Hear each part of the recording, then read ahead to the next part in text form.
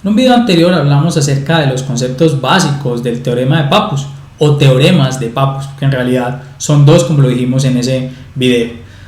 Dijimos que este teorema era muy útil para encontrar el área de una superficie de revolución o el volumen de un sólido de revolución cuando conocemos el centroide o centro de masa de la región que estamos haciendo girar alrededor de un eje y que precisamente forma esa superficie o ese volumen. Vamos a ver un ejemplo del uso del teorema de Pappus.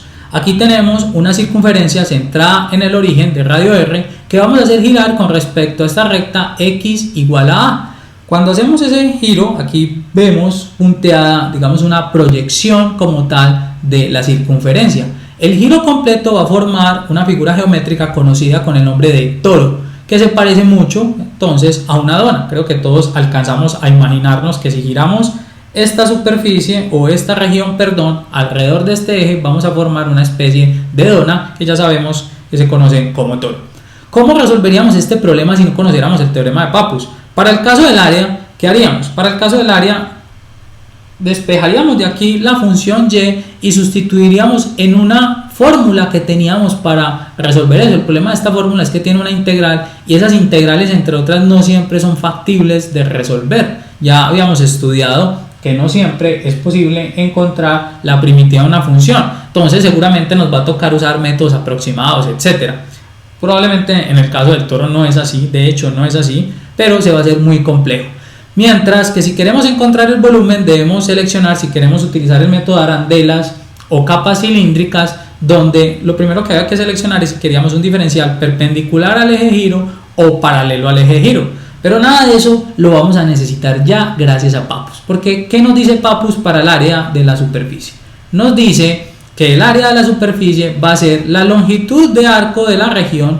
En este caso, miren, la longitud de esta región, que es una circunferencia, es 2πr, esa es la longitud. Ahora a esto lo vamos a multiplicar, atención con lo que vamos a ilustrar aquí, con la distancia que recorre el centroide cuando gira alrededor de este eje. Miren que se va a formar una circunferencia y nosotros tenemos que aquí está el centroide de la circunferencia. ¿Cómo sabemos eso? Recordemos que si tenemos una figura geométrica que es simétrica con respecto a un eje, sobre ese eje se tiene que encontrar el centroide. Entonces ya sabemos que sobre este eje está el centroide y que sobre este eje también, que también es simétrica con respecto a este. O sea que en la intersección de estos dos ejes tenemos el centroide, este punto. ¿Cuál es la distancia que hay de este punto al eje de giro? Vamos a decir que es A. Y a nosotros nos interesa conocer esta distancia que estamos recorriendo acá. ¿Cómo hacemos esa relación? Nuevamente, nosotros sabemos que la longitud de una circunferencia es 2pi veces el radio, o sea, 2pi que multiplica a A.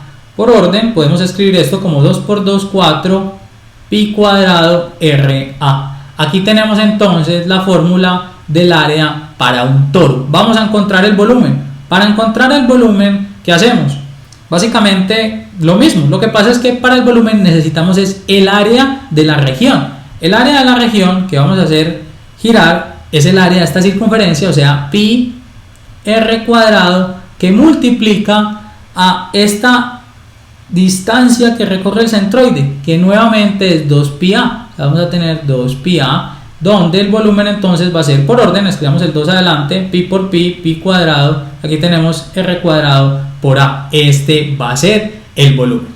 Entonces ya tenemos el área del toro y el volumen del toro. El problema es que en muchos textos se acostumbra a dar estas fórmulas en términos de lo que se conoce como radio interior y radio exterior. ¿Qué es eso? Vamos a dibujarlo.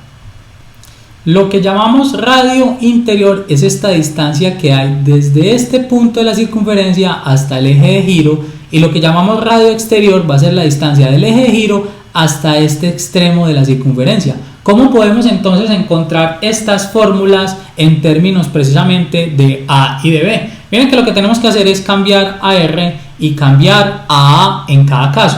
¿A qué va a ser R en términos de A y de B? Miren, R, si queremos encontrarlo en términos de A y de B, va a ser la diferencia entre B y A que vamos a tener ahí. Vamos a tener 2 veces R. O sea que 2 veces R va a ser la diferencia entre B y A. de donde concluimos que R es B menos A entre 2. Entonces, si sustituimos esto aquí, ya tenemos esto en términos de B y de A, de, digamos, el radio exterior y el radio interior.